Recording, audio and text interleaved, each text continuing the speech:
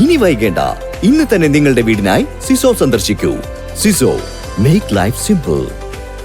ഗ്രാമീണ റോഡ് വികസന പദ്ധതിയിൽ നിന്നും 15 ലക്ഷം രൂപ വകയിരുത്തി നവീകരിച്ച പനങ്ങങ്ങര 38 മേൽക്കുളമ്പ റോഡ് മങ്കട MLA മഞ്ഞളാംകുഴി അലി നാടിന് സമർപ്പിച്ചു.